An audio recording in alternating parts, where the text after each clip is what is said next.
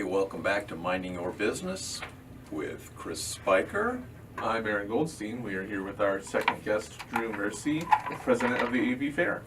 Welcome. Well, thank you. It's a pleasure to be here with you again. Drew, we were at a fair event, business. Yes, last night we kind of kicked off fair season for 2019 with our annual business appreciation dinner.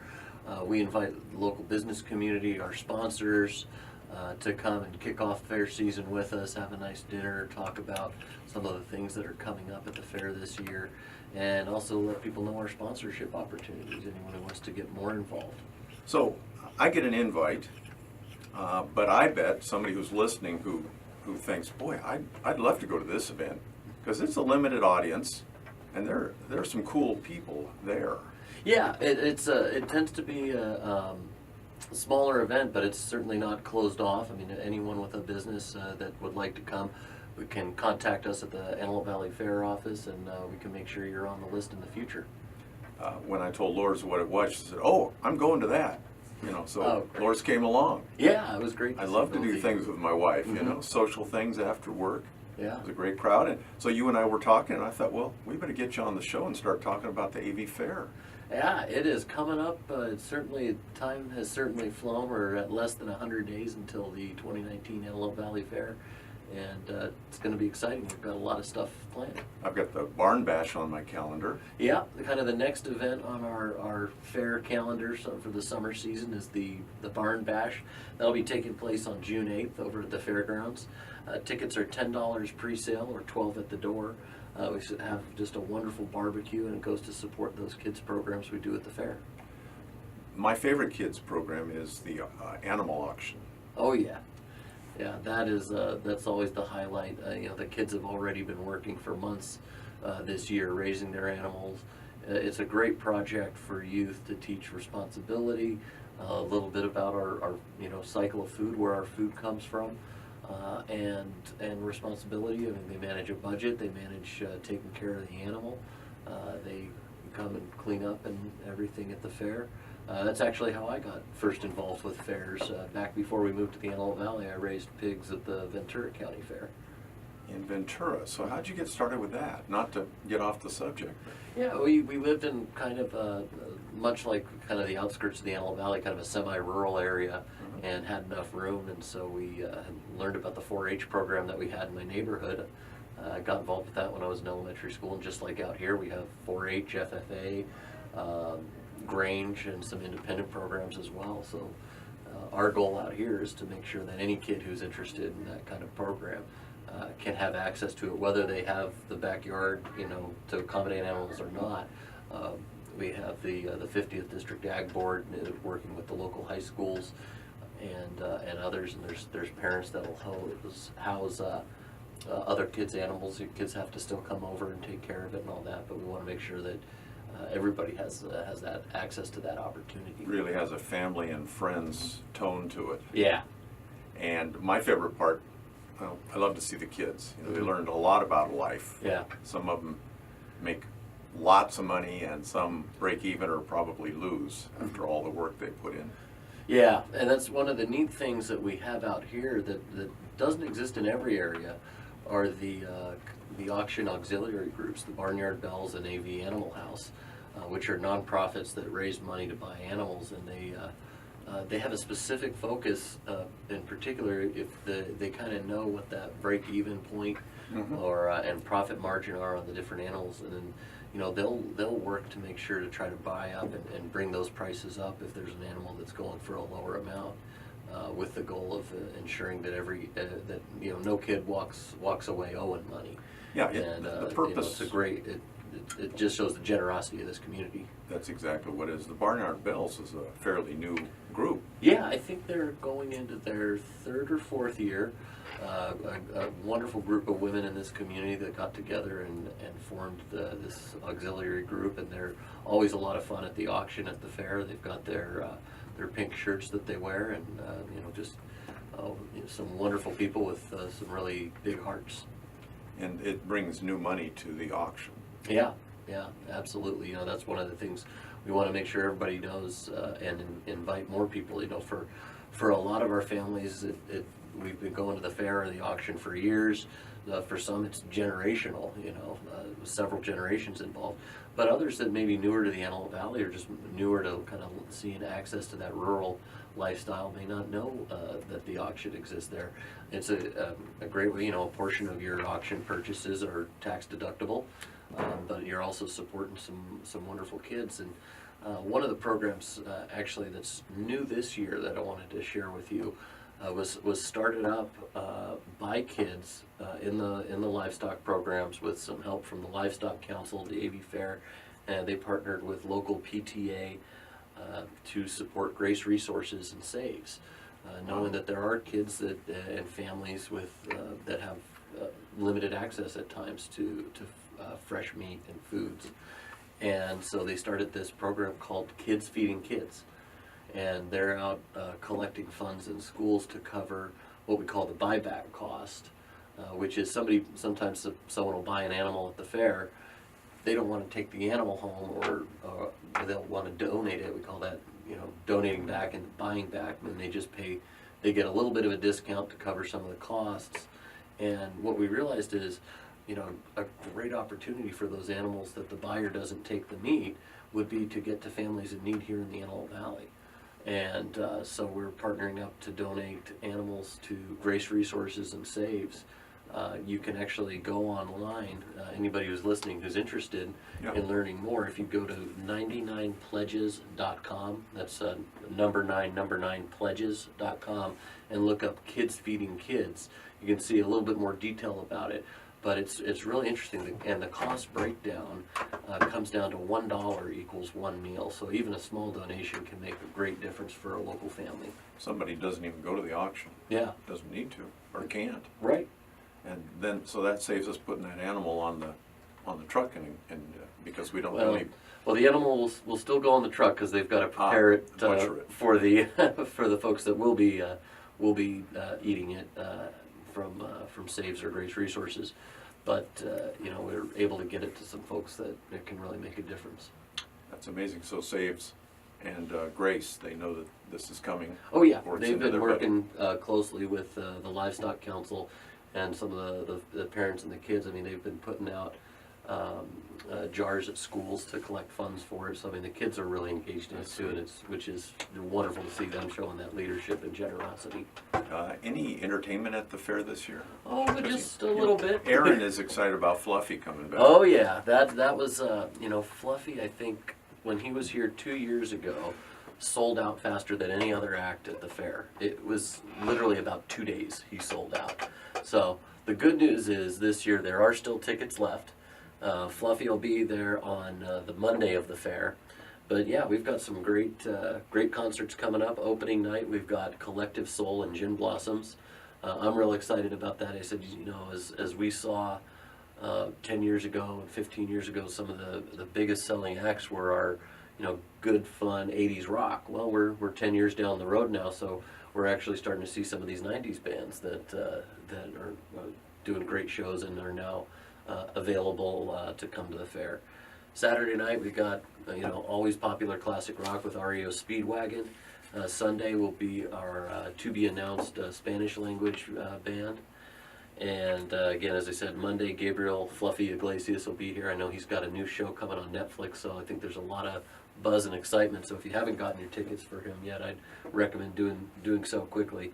And then Tuesday and Wednesday, of course, getting back to our the fair roots, the country music, with some classic country with Travis Tritt and Charlie Daniels on Tuesday, and Big and Rich on Wednesday. Wow.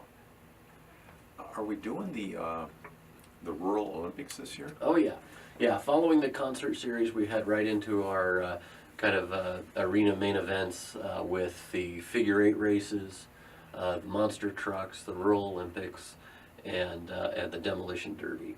So unfortunately, it does look like another year's gone by without me following through and getting involved in the demolition derby. But I will be driving in the potato race again.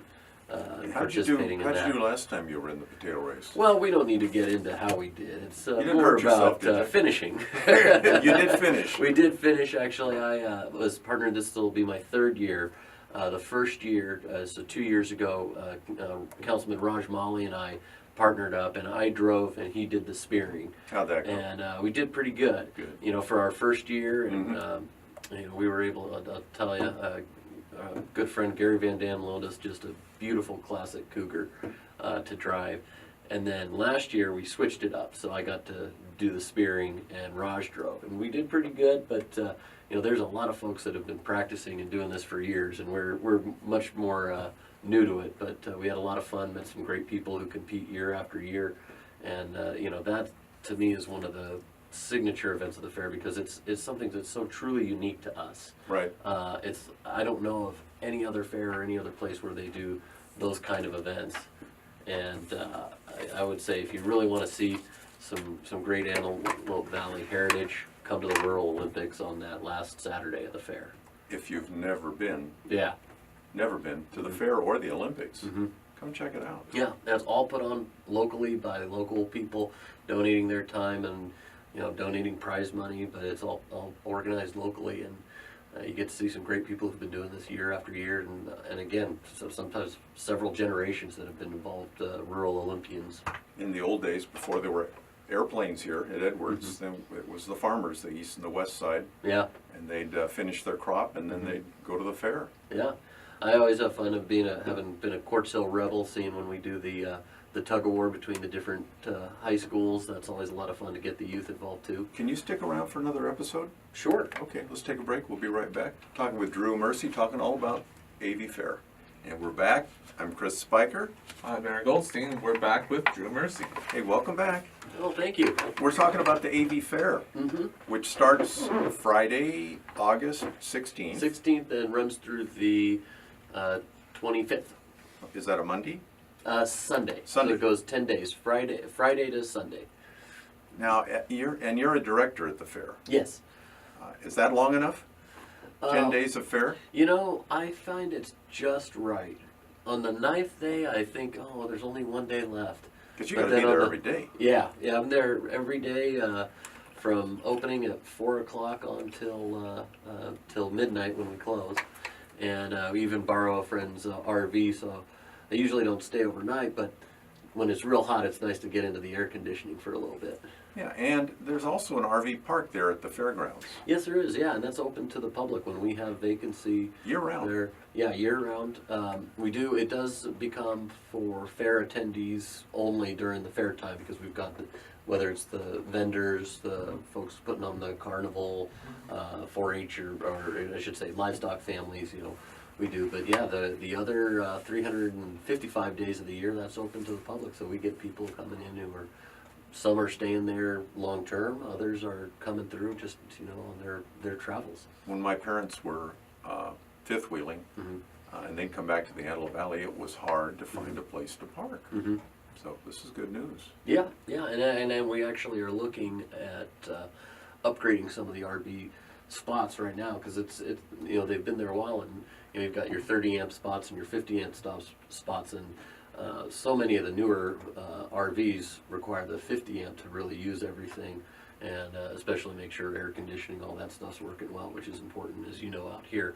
So we're constantly trying to look at ways to improve everyone's experience coming, whether it's to events at the fair or coming and staying with us How at do the fair. people contact the fair to ask about the RV parking?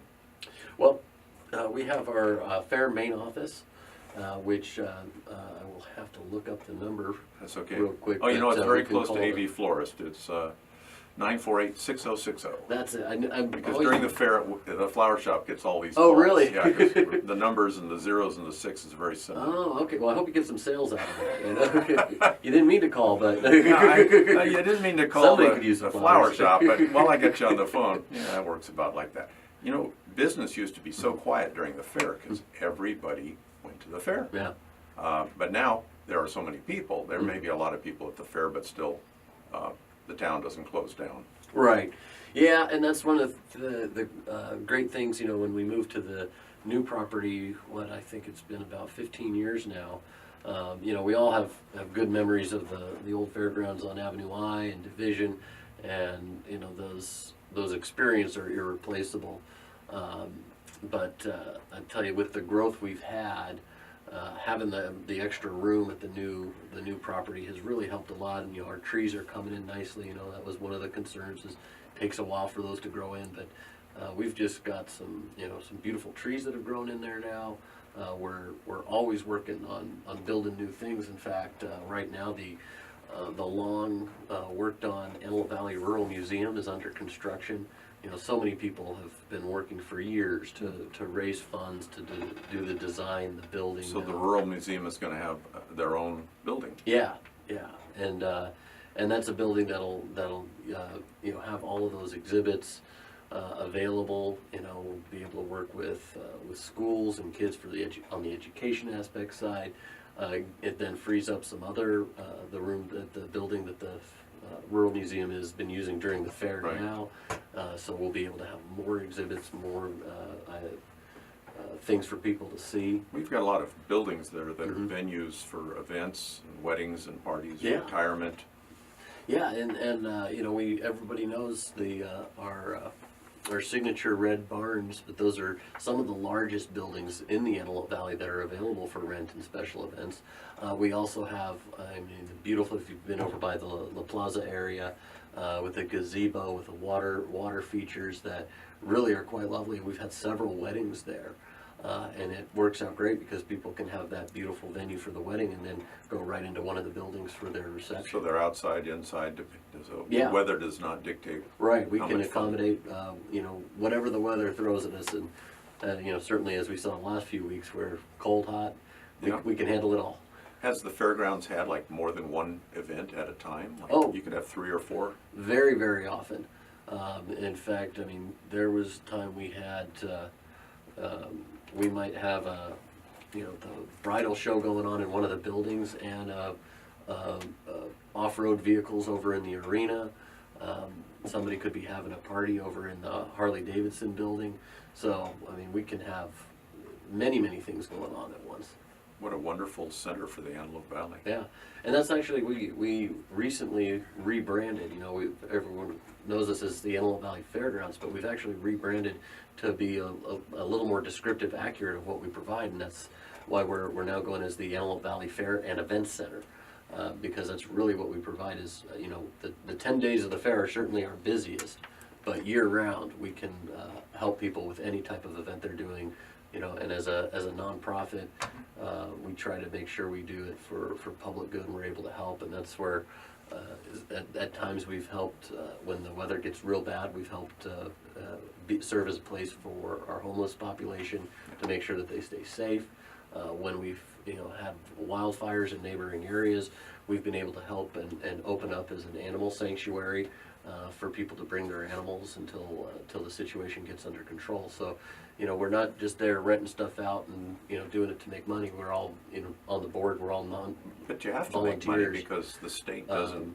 Yeah, doesn't we pay make for that everything. money to put it right back into the community. You got to run like a business. Yeah, and so we do that so that we do all of that so that we can do the real mission, which is the public good. So does the public good include fireworks shows and professional bull riding? It does. In fact, coming up, it's one of my favorite holidays, 4th of July. Celebrate this great country and this great community, and I like to say, at the Antelope Valley Fair and Event Center, we celebrate America's birthday in one of the most American ways possible with a good old-fashioned bull riding, professional bull riding put on by the Showdown Rodeo, and followed by a free fireworks show that's sponsored by the city of Lancaster. So the PBR, the bull riding, we're on the loop now, right? Oh yeah, Yeah. that's I think several On the years circuit. now we've been doing that. This for 4th of July is the bull riding, and it's the Showdown Rodeo Committee puts that on. And then we also then the other neat thing we have that comes up in October are the California Circuit Finals for the National Rodeo, which is really a big deal. Rodeos all across California, they win there in order for the opportunity to come to the Antelope Valley California Circuit Finals. And that gets real competitive because from there the winners get to go on to Las Vegas in December for the National Finals Rodeo, which is a huge event. We had that young man with the gun. Yeah, Bench the rope. trick roping. Yeah. He came in and was on the radio show last year. I thought, what a treat. Yeah. Oh, I mean, what an incredible talent, and working on that and honing that skill.